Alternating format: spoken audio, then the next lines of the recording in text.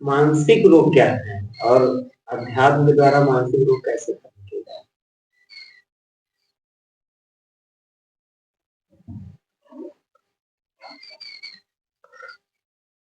देखो, मन के जो रोग हैं,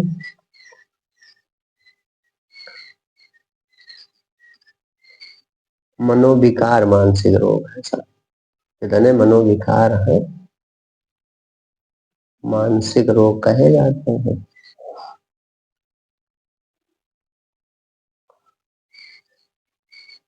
मानसिक रोग, ये मानो कि स्वाभाविक रूप से आप रोगी नहीं हैं,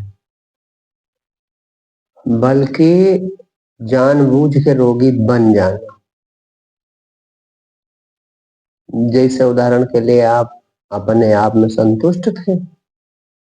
जी। अपने आप में आप संतुष्ट थे और फिर बगल वाले ने आपसे बड़ा घर बना लिया, या जिससे आपकी प्रतिस्पर्धा थी वो सफल हो गया, आप नहीं सफल हुए, तो आपके मन में ईर्ष्या पैदा हो गई। तो उसका कारण वो नहीं है, हम खुद तो हैं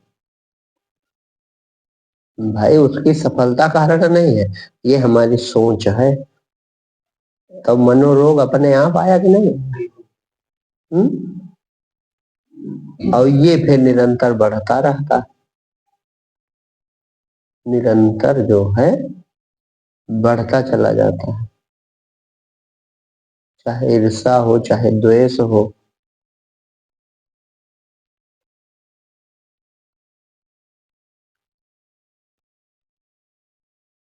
तृष्णा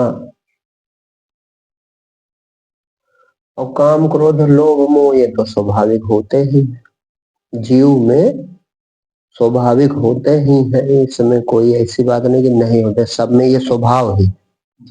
अज्ञान काल में जीव में ये होता है, लेकिन ईर्ष्या द्वेष मद मात्सर्य ये हम पैदा करते हैं।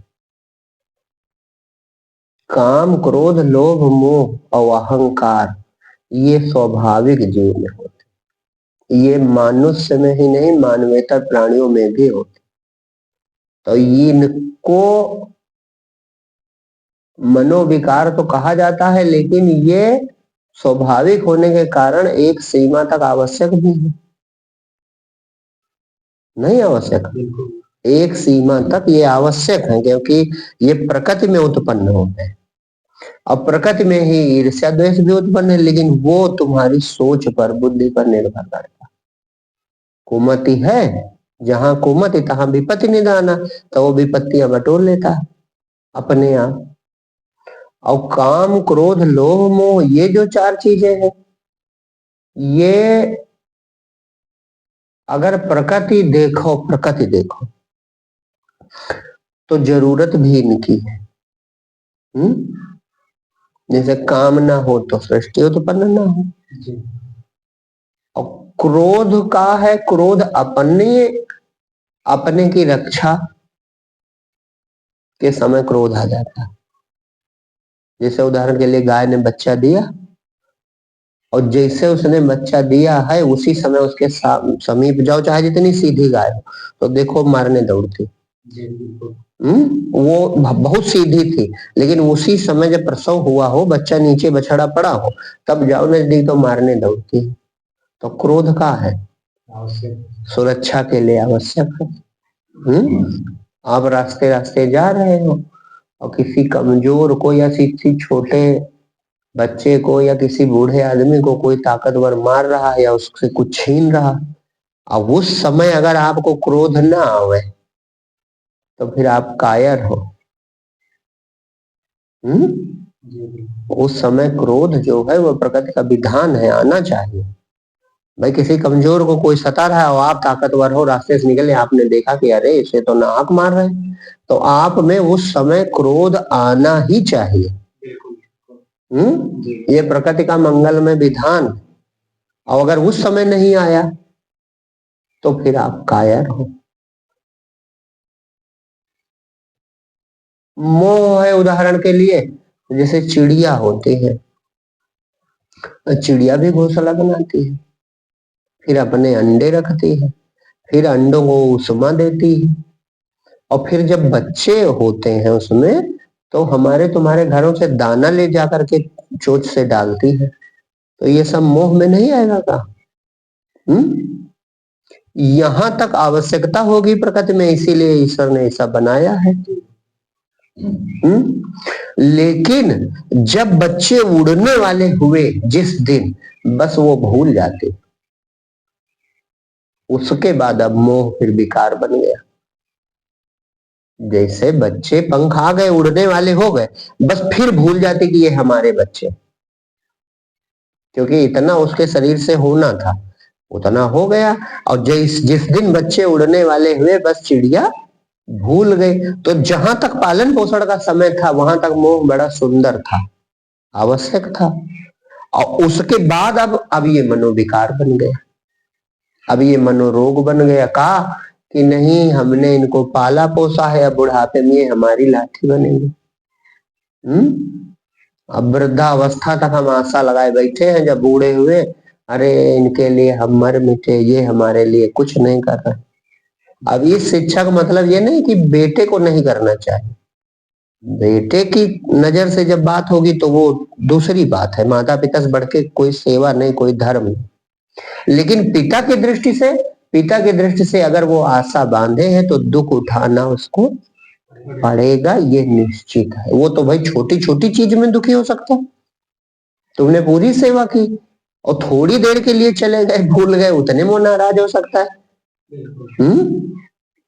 तुमने पूरी देखभाल की, सेवा की, और फिर पत्नी ने कहा कि चलो बाजार से सामान लाना है, तुम चले गए साथ में, और उतनी देर में वो नाराज हो सकता है, देखो पत्नी के गुलाम है, हमें छोड़ के चले गए। तो वो क्या है, अब ये मनोविकार हो गया, अब मनोरोग हो गया, कुमति हो गई। कुमति से मनोरोग आते हैं, बस ये एक लाइन में जानो, जहां कुमति होती है वहां मनोरोग आना स्वाभाविक है। हाँ, मनोरोग रहेंगे उसके अंदर, वो दूसरे को देख के ईर्ष्या करेगा, स्वयं शक्तिशाली होगा तो मदान्ध हो जाएगा, अपने से कमजोर के प्रति मात्सर्य का भाव रहेगा। मात्सर्य का भाव सबसे बुरा कहा गया है। मात्सर्य ईर्ष्या से मिला जुला, ईर्ष्या का ही रूप है। लेकिन मात्सर्य कहते हैं कि जैसे आप बहुत अच्छे हो, बहुत अच्छे हो, अब पूरा गांव आपकी बड़ाई करता है। लेकिन अगर आपके प्रति किसी को मात्सर्य का भाव है तो वो आपके अच्छे गुणों में भी बुराई निकाल देगा, ये मात्सर्य है। माने बढ़िया खीर बनी है और उसमें जो है थोड़ी सी खटाई डाल दी, थोड़ी सी गंदगी डाल दी, पूरी खीर बेकार हो गई। तो यही वो करता है, माने ग्रहण खीर की, आपने प्रशंसा की तो खीर ग्रहण की, और जब वमन किया उसने तो वो वमन उल्टी बन गई, समझ लीजिए। जैसे उदाहरण के लिए राम भगवान वन को गए, राम कथा सब जानते हो, राम भगवान वन को गए और सीता हरण जब हो गया, सीता हरण के बाद जब ये अंगद पहुंचता है, तो रावण कहता है, भगवान राम की सब प्रशंसा करते हैं, भगवान राम की सभी प्रशंसा करते हैं, लेकिन रावण का कहता है उस प्रशंसा को प्रशंसा की दृष्टि से न देख करके अवगुण की दृष्टि से देखना, इस गुण का नाम मात्सर्य है। वो ये नहीं कहता है कि बड़े त्यागी हैं, वो कहता है पिता ने निकाल दिया, और निकाल ठीक है दिया, ये किसी लायक नहीं था, नालायक था, इसीलिए पिता ने निकाल दिया, और इधर उधर मारा मारा घूमता है, वनवासी हो गया। कहने का मतलब पूरे सब जन राम की बड़ाई कर रहे हैं, लेकिन वो आपके अच्छे गुण को भी उसमें दुर्गुण या कुछ गलत तरीके से उसे पेश कर देना, इसका नाम मात्सर्य। तो है ये ईर्ष्या ही, लेकिन ईर्ष्या बस जब ये काम किया गए तो मात्सर्य वाले लोग सबसे खराब इसलिए माने जाते हैं कि वे सज्जन और जो गुणी लोग हैं उनकी भी बुराई करने से चूकते नहीं है। ईर्ष्या वाला बेचारा हृदय जलाता कहता नहीं, वो हृदय जलाता है कहता नहीं, लेकिन ये कहते भी। अच्छा, मतलब वो अपने अंदर ही तक सीमित है। हाँ, ये व्यक्त करना शुरू कर देते हैं, और वो भी अच्छी चीज को, जैसे उदाहरण के लिए एक सब कहते हैं राम त्यागी है, और वो कहते हैं कि एक लायक ही नहीं थे इसीलिए दशरथ ने निकाल दिया होगा। हाँ, उस लायक ही नहीं थे, ये राजा बनने लायक नहीं रहे होंगे इसीलिए इनको निकाल दिया होगा। तो किसी के गुण में भी अवगुण देखने लगो, तो ये मात्सर्य हो गया। अपनी शक्ति पा करके उसमें अहंकार करना, ये मद हो गया, मदांध हो गया। अहंकार तो सर्वविदित है, अपनी शक्तियों के साथ मैं भाव रखना। तो जितने मनोरोग हैं सबकी जड़ जो है ये केवल कुमति है। कुमति माने ठीक से हम विचार नहीं करते हैं। तो जब कुमति से मनोविकार होते हैं तो सुमति से जा भी सकते हैं। सुमति आ जाए, सुमति माने सत्संग मिले, मति अच्छी हो जाए तो मनोविकार अपने आप चले जाएंगे।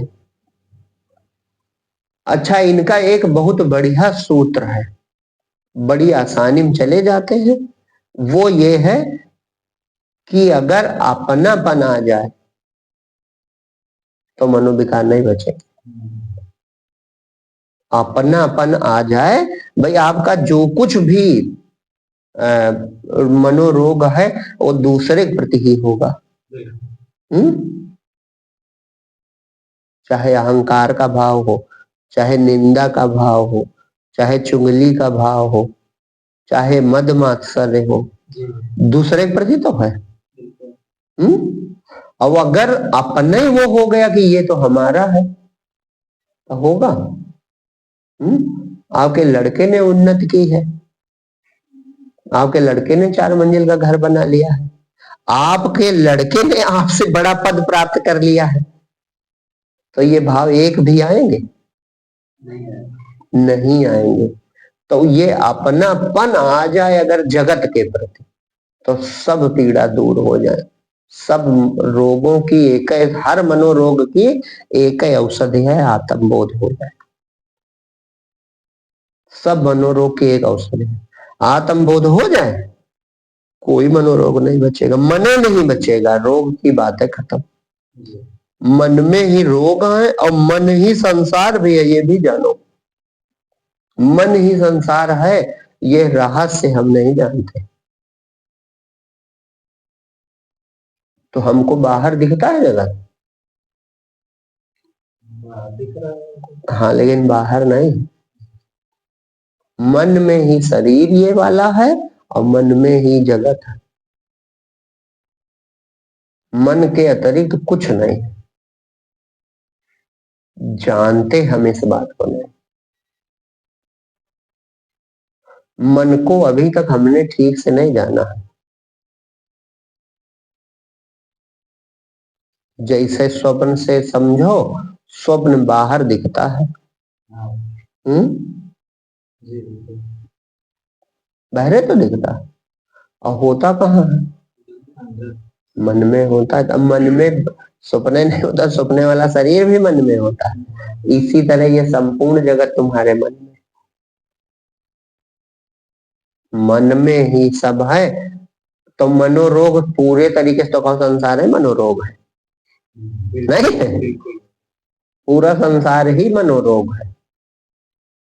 और एक एक का विचार करो, एक एक का विचार करना व्यर्थ है।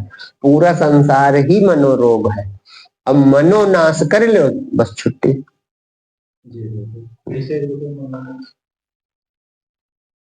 मनोनाश करो, मन का है पहले विचार करो, तो मन केवल विचार है और कुछ नहीं। ये आपको सुनने में हो सकता है ना समझो, लेकिन समझो, इसको मानो। विचार ही मन है, विचार मन है और जिस समय कोई विचार नहीं होता उस समय परमात्मा होता है। इतना नजदीक है परमात्मा। तो मन जो है विचार का मूल का है। विचार का मूल अहंकार है मैं है तो सब विचार है। सबसे पहला विचार अंदर हृदय से उठता है मैं का। बस ये जड़ कट जाए, पूरी झाली सूख जाए। हाँ, ये निश्चित मानो, मैं वाली जड़ काट दो, बस पूरी झाड़ जो संसार की है सूख जाए। और एक एक डाल चाहे जितनी काटो, अहंकार दूर करो, मद दूर करो, ईर्ष्या दूर करो, राग दूर करो, द्वेष दूर करो, एक एक विकार दूर करो और 100 उपजेंगे। क्योंकि अमृत पा रहे हैं अंदर से, भाई जीवन अंदर से प्राप्त हो रहा है। तो एक शाखा काटो ना, कई पेड़ ऐसे होते तो कई कल्ला निकलते हैं। तो मनोरोग ऐसे मिटेंगे भी नहीं। विचार मन का स्वरूप है, ये जानो। विचार जो है वो मन का स्वरूप है और सब विचारों की जो जड़ है वो मैं है। तो मैं भाव को काटो जड़ से कि मैं नहीं हूं। क्यों? इसी पे खूब तर्क कर लो जितना करना है। तर्क से तात्पर्य है अपने आप को आप संतुष्ट कर लो। मैं नहीं हूं, मैं कहता हूं और आपको लगता है मैं हूं। बस यही सत्संग है। इतने सत्संग करो और इसके बाहर न जाओ, बाकी सब व्यर्थ है सत्संग। मैं कहता हूं आप नहीं हो, परमात्मा है। अब आप क्या कहते हो? मैं हूं। तो अब इससे जुड़ा प्रश्न करो कि तुम कैसे कहते हो गुरु जी आप नहीं हो। आप संतुष्ट जिस दिन हो जाओगे उसी दिन परमात्मा बोध हो जाएगा। बस यही हम सार बात जड़ बता रहे हैं और बाकी फैलाओ तो बहुत है शाखा पर शाखा, फिर उसमें उलझ जाओगे। उससे कोई मतलब नहीं। कहो 2 घंटे तक इस पे चर्चा करें अब मतलब कुछ नहीं निकलेगा, ना आपको कुछ मिलेगा ना हमें मिलेगा। लेकिन ये वो बिंदु है जहां से तत्काल तुरंत इसी समय आपको फल मिल सकता है। बस एक ही चीज मैं कहता हूं परमात्मा है, आप कहते हो मैं हूं। बस ये भेद मिटा लो। हाँ, आप कहते हो मैं हूं तो तुम कौन हो, यही पर बात करो। हम ही चाहिए भाई इसी समय मिटाओ। आप कौन हो? मैं क्या हूं सोचो आप। क्योंकि इसी से विचार से ही सब मनोरोग हैं। रोग सभी को जड़ खत्म हो गई, रोग नहीं बचेंगे। मन चंगा कठौती में गंगा, परमात्मा मिल जाएगा। मनोनाश हुआ नहीं कि परमात्मा बचा जी। और मन का स्वरूप हमने बता दिया, मन का स्वरूप विचार है और विचारों का जड़ मूल जो है वो मैं का विचार है। तो आपके अंदर सबके अंदर ये बना रहता है मैं हूं। ये आपकी बात नहीं है, ये सब पूरे जगत में मैं होता है, फिर मेरे लिए सब काम करना शुरू करता है। तो हम कहते हैं मैं नहीं है। तो आप विचार करो कैसे प्रश्न करो ये बात। अगर आपके दिमाग में कोई प्रश्न आ रहा है तो पूछो कि कैसे गुरुजी कह रहे हो मैं नहीं। चंद मैं नहीं तो कैसे चल रहा है? तो आप शरीर बना सकते हैं? शरीर पर आपका कंट्रोल है तो आप कैसे हो? आप रोटी पचाते हो? आपने शरीर का निर्माण किया है? आप श्वास चलाते हो तो आप कैसे कहते हो मैं हूं? और जो शक्ति है उसी शक्ति से आप देखते हो। अब देखने में कहने लगते हो मैं देखता हूं। तो जब आप जानते नहीं हो शरीर में कौन भोजन पचाता है, कौन श्वास चलाता है, कौन खून दौड़ाता है, शरीर में कौन है, जब जानते ना तो क्यों कहते हो मैं देखता। अब ये आप कहने लगे यहां से अहंकार पैदा हो, मैं देखता हूं। आंख तो नहीं बनाई लेकिन देखता मैं हूं। कान तो नहीं बनाए लेकिन सुनता मैं ही हूं। मुख तो नहीं बनाया लेकिन स्वाद मैं ही लेता हूं। तो भैया तुम मैं कैसे आ गया? जबरदस्ती आरोपण करोगे। इसी को तो जान लेना, फिर तुम ही तुम बचोगे। या तो तुम ही तुम हो, शक्ति है, शक्ति है, इसे नहीं, वो शक्ति परमात्मा है। यही तो समझना, यही तो वेद में कहा गया अहम ब्रह्मास्मि, अहम ब्रह्मास्मि। माने तुम ब्रह्म ना बनो, तुम ब्रह्म ना बनो। अहम जो वृत्ति है ये शक्ति ब्रह्म की है, इसी का नाम समर्पण है, यही पूर्ण भक्ति है, यही अहंकार का मिट जाना है। जो आंख से देखता है उसी ने आंख बनाई है। अब बुद्धि तो जानती नहीं आंख कैसे बनी, इसीलिए बुद्धि कहती नहीं हाँ गुरुजी हमने नहीं बनाई। तो उसने बुद्धि भी बनाई है, वो इतना बड़ा शक्तिमान है। बुद्धि बनाई है और बुद्धि से विचार करता है, और आंख बनाई है और आंख से देखता है। नाक बनाई है, नाक से सुगंध लेता, उसने अपनी मौज के लिए बनाई है, वो है, तुम नहीं। सो हम का अर्थ क्या है? सो वो मैं के रूप में है, और मैं से बड़ा सत्य कुछ नहीं है। ये है कुछ मैं से बड़ा सत्य हो बताओ? और खूब धैर्य रखो, ये स्वप्न का उदाहरण केवल मैं नहीं कहता हूं, सारा वेदांत इसी पे टिका, क्योंकि और आप सरिस खोजो कहा जाए, भगवान के समान और कोई है नहीं, तो भगवान की ही रचना है स्वप्न, तो उसमें भी आप विचार करो, तो उसमें भी तो आप मैं करने लगते हो। मैं यहां गया, मैं वहां गया, मैंने ये देखा वो देखा, और फिर जब जगे तो सब मिट गया। लेकिन मैं यानी तुम तो बच गए, तब मैं से बड़ा सत्य भी कुछ नहीं। एक मिथ्या जगत की रचना कर लेता है और मिथ्या जगत में सुखी दुखी होता है, और फिर जाग कर कहता है अरे हम तो स्वप्न देख रहे थे। तो मैं कितना शक्तिशाली, तब मैं से आप परिचित हो। मैं हूं लेकिन मैं को जानता नहीं हूं, ये सत्य ज्ञान है। ये इसमें स्वीकृति होनी चाहिए कि मैं हूं ये पक्का है, लेकिन मैं को जानता नहीं हूं। कि जानते हो? तो जब जानते नहीं हो तो ये बाहर का नाम रूप मैं पर आरोपित ना करो। जो है सो है, इस भाव से बैठे रहो। जो है सो बस, कोई विचार ना करो, उस अवस्था को अनुभव करो। चंदन जो हम बता रहे हैं ये ब्रह्म ज्ञान है, ये न सोचो कोई हम कहानी सुना रहे हैं, आपकी बात है और इसी समय आपको अनुभव हो रहा है। अपने होनेपन का अनुभव नहीं हो रहा, बस इसमें जो परिचय जोड़ लिया कि मैं चंदन हूं, बस तुम बहिर्मुख होने तुमको अवसर मिल गया। और सच्चाई ये है कि तुम बिल्कुल अपरिचित हो अपने आप से। हो कि नहीं हो?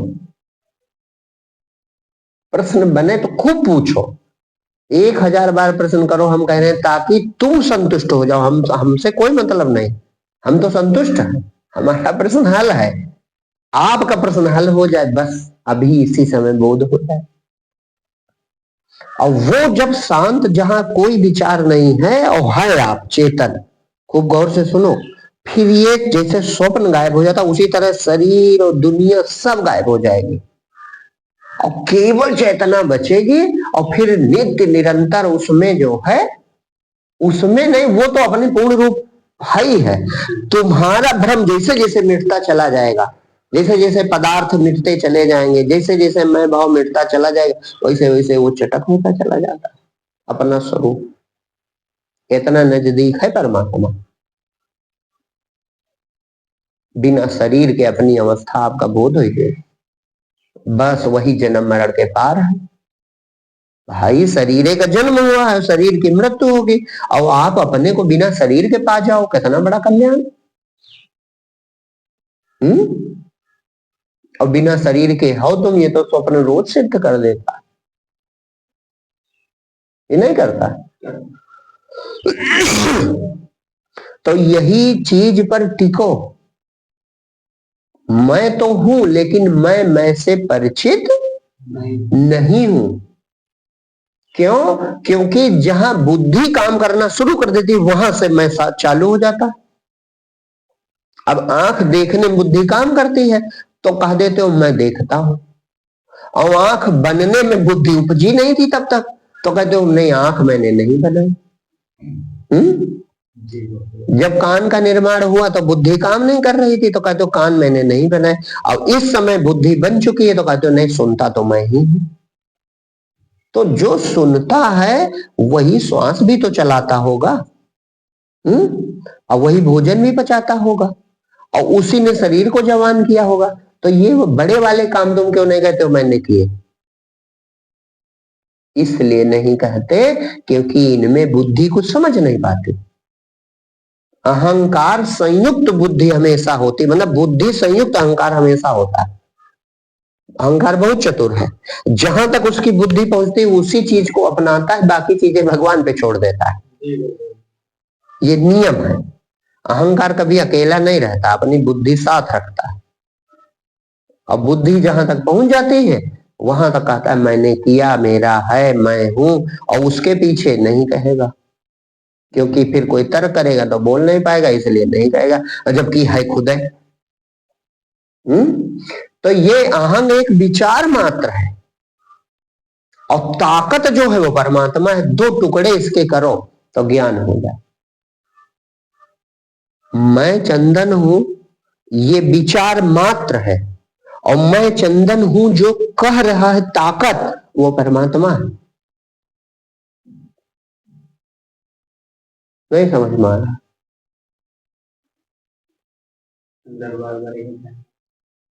कहो ना, जपना थोड़ा है, समझो ये बात का।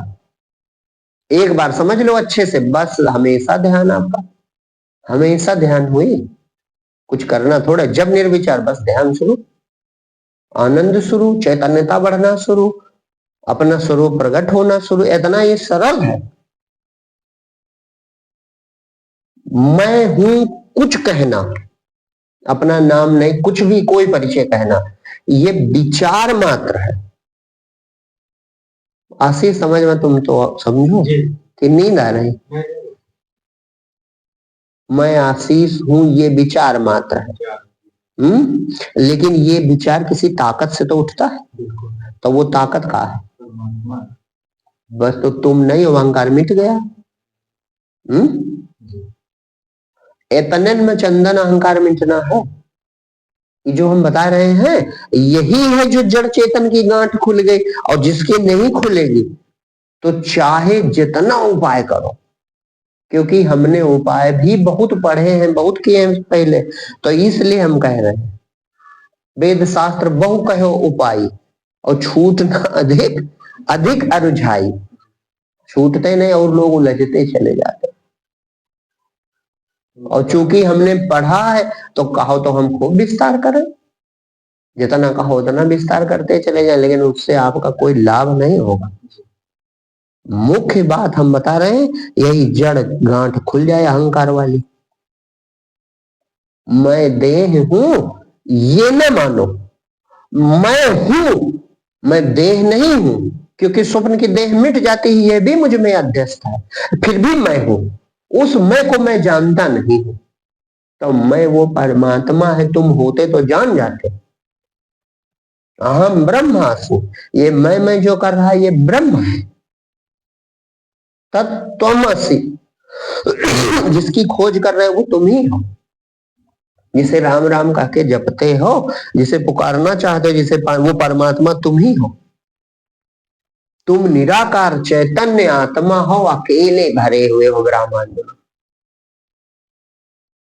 और इस देह को मैं मानना सबसे बड़ा यह पाप है। सब पाप इसके पुत्र हैं, सब पाप का यह बाप है।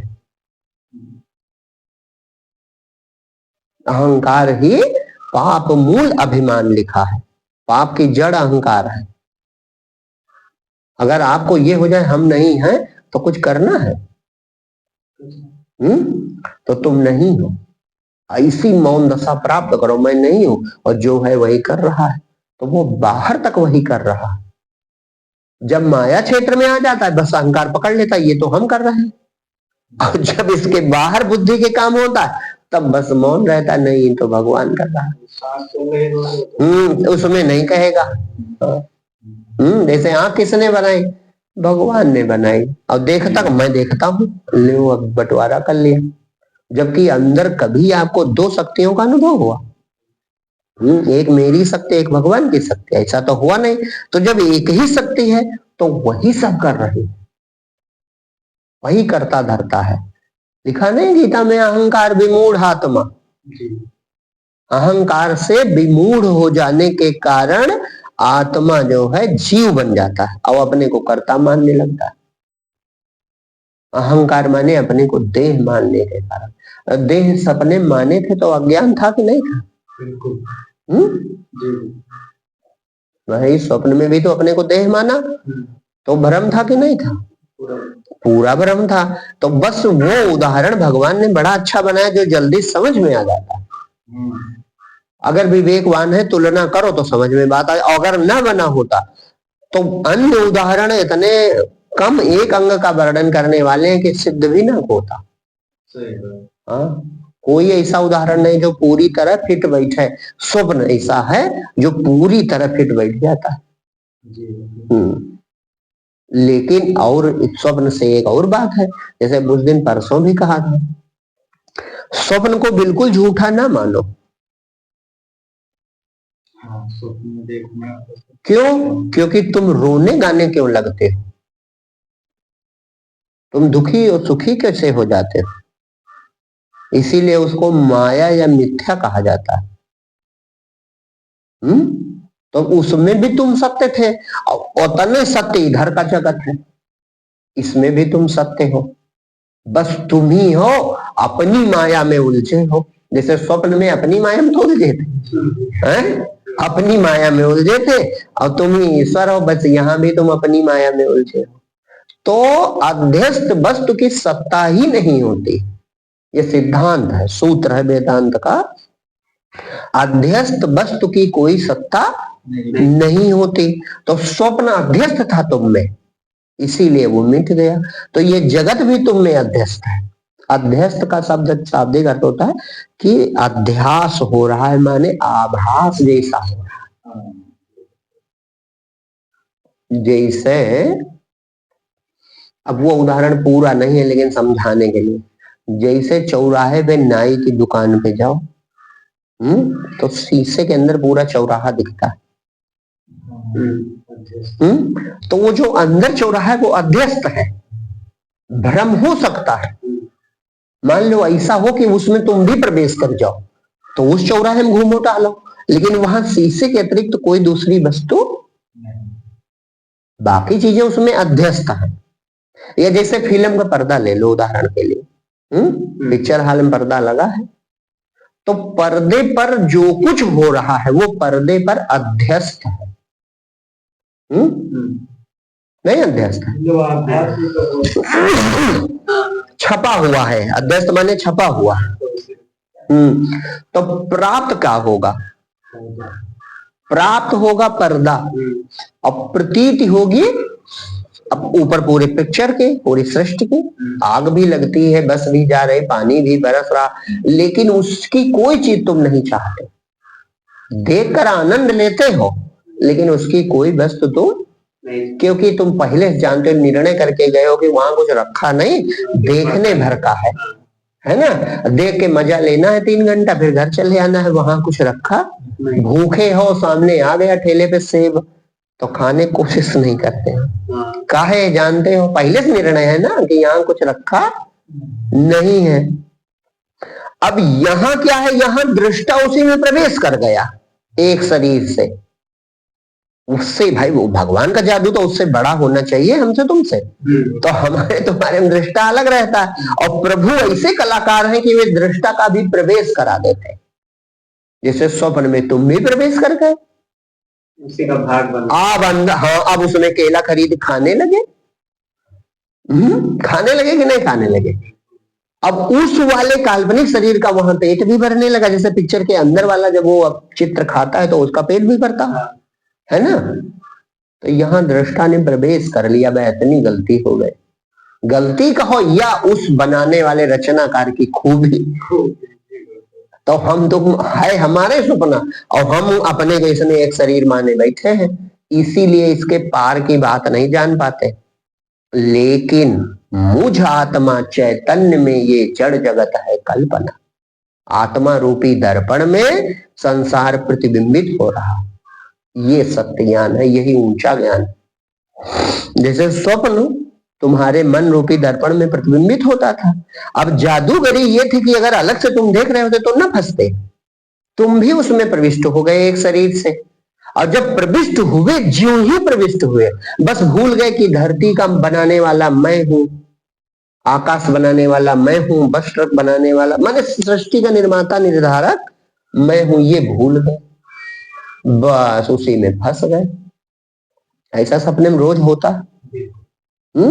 इसी तरह यहां मान जाओ कि ये हम नहीं है शरीर, जैसे ये शरीर वैसे मोटरसाइकिल, वैसे दीवाल, वैसे पूरी संसार, ये सब जिसमें अध्यस्त है वो मैं हूं, वो अनंत है। इसलिए ये जो ज्ञाता है उसकी पहचान बताई गई, वो मैं ही हूं। तुम ज्ञाता हो कि नहीं हो? अच्छा, स्वप्न से इसका भी मिलान कर लो। स्वप्न में ज्ञाता था वो सुबह बचा कि कुछ और बचा? ज्ञाता बच गया और ज्ञात होने वाली चीजें मिट गई। इंद्रिय अनुभूतियां मिट गई, इंद्रियां भी मिट गई और इंद्रिय की अनुभूतियां भी मिट गई, लेकिन सबका जो ज्ञाता था वो बच गया। तो ज्ञाता व्यापक तत्व था इसीलिए बच गया। तो तुम ज्ञाता इस समय वही वाले बिल्कुल हूबहू वही ज्ञाता होगे, नहीं हो? तो तुम बच जाओगे जब ध्यान प्रकट होगा। अभी अगर आत्मा प्रकट हो जाए इसी समय, अभी अहंकार आपका मिट जाए, प्रकट आत्मा तो प्रकट है, उल्टा हमने कह दिया, आपका मैं डूब जाए उसमें, केवल ये मैं डूब जाए, बस अभी वो ज्ञाता बच जाएगा। और जब ज्ञाता अब बचेगा, चूंकि वो स्वप्न से जागृत में स्वप्नांतर हुआ था, अब जब ज्ञाता बचेगा तो केवल वह चेतना बचेगी, सिर्फ चैतन्यता, निराकार चैतन्य परमात्मा, और दूसरा कुछ नहीं बचेगा। तब निहाल हो जाता है जीव, तब मुक्त हो जाता है, तब परमात्मा रूप हो जाता है। एक परमात्मा बचता है, दूसरे में मैं भाव डूब जाता है, और वैसे असंख्य मैं उसमें बन रहे हैं, और जिसका मैं डूब जाए उसी कल्याण हो जाए। तो मैं हूं, ठीक है, लेकिन मैं जानता नहीं हूं मैं क्या हूं, ये उससे भी ज्यादा सत्य है कि इसमें संशय है। मैं हूं ये सत्य है, इसे कोई नहीं काट रहा, लेकिन जो यथार्थ में मैं हूं उस मैं को मैं जानता, ये उससे भी बड़ा सत्य है कि नहीं? तो ये कौन सा मैं होना है कि मैं को ना जाने है? इसका मतलब मैं नहीं है, जो है सो है, बस अब इससे आ जाओ, बस अभी ज्ञान हो जाए, अहंकार वाला विचार शांत हो जाए। अरे मैं हूं भी और मैं को जानता भी नहीं हूं, इस होने से क्या फायदा? इसलिए प्रभु तुम ही हो, हम कहां? यही समर्पण है भाई। तुम हो भी और खुद को जानते भी नहीं हो तो तुम विचार मात्र हो। तुम विचार मात्र हो, अब विचार शांत कर लो, कुछ न सोचो, फिर भी मर नहीं जाओगे, लेकिन तब तुम सत्तावान होगे। अभी सत्ता में विचार घुसा है, वो विचार ही इस जगत को निर्मित किए हैं, विचारे में जगत देख रहा अपने आप, और जब निर्विचार हुए बस सत्ते सत्ता बच गई, हलचल शांत हो गई, बस अपना रूप प्रतिबिंबित हो जाए। ये ऐसे हाल है जैसे वायु विकार के कारण लहर पानी ढूंढे। वायु का विकार आ गया, अब लहर बन गई, अब वो लहर या बुलबुला बन गया उदाहरण के लिए, अब बुलबुला समुद्र ढूंढ रहा। वायु विकार के कारण वो समुद्र से अलग है, विकार दूर हो जाए, निर्विकारी है, बस समुद्र हो जाए। तो ये विचार रूपी विकार मैं हूं, और यही मन बन गया है, और विचार ही सब संसार है, सब संसार विचारे है। ये बहुत बड़ा रहस्य है। ज्ञान हुए बिना चाहे गुरु जी सर के बल खड़े हो जाए, ज्ञान हो नहीं सकता। जब तक आप निर्विचार होके आपको बोध नहीं होगा तब तक कोई सिद्ध करने कला नहीं। स्वप्न में आ जाए गुरु जी, और स्वप्न में आके सर के बल खड़े होके कसम खा के कहें भैया जिस धरती पे खड़े हो वो तुम ही हो, तो मानेगा कोई? उस समय तो सही नहीं, असंभव है। और जाग जाओ तो कहीं है धरती वर्ती, कुछ नहीं। लेकिन जाग कर भी आप जागते कहाँ हो? वहां भी बोध हो सकता है, यहाँ भी बोध हो सकता है, इसमें उसमें कोई अंतर नहीं, स्वप्नांतर हो जाता है। अच्छा गुरुदेव, अगर इसी में जैसे कि अब होता नहीं कि शरीर छूट जाए अचानक से, जैसे वहां पे हम स्वप्न में मान लीजिए किसी दुर्घटना वहां हमारा शरीर छूटा तो हम यहाँ जग गए, यहाँ छूटा तो यहाँ छूटे, नया स्वप्न देखोगे। अगर बोध हो जाए कि मेरा शरीर नहीं है इसी समय, तब फिर नहीं, जन्म नहीं होगा दोबारा, तो तब मुक्त आत्मा कहा जाओगे, तब परमात्मा हो जाओगे। बीच में गुरुदेव ये भी तो कई बार कहा जाता है कि जैसे आदमी का शरीर पहले छूट गया तो वो फिर भूत प्रेत, हाँ ये हो जाएगा, इसमें कोई बड़ी बात नहीं। बता रहे हैं ये जो है, चूंकि सब विचार मात्र है, और विचार ही तो स्वप्न है। स्वप्न का है पहले ये बताओ, विचार है कि नहीं है? विचार दिखने लगा कि नहीं दिखने लगा? इसी तरीके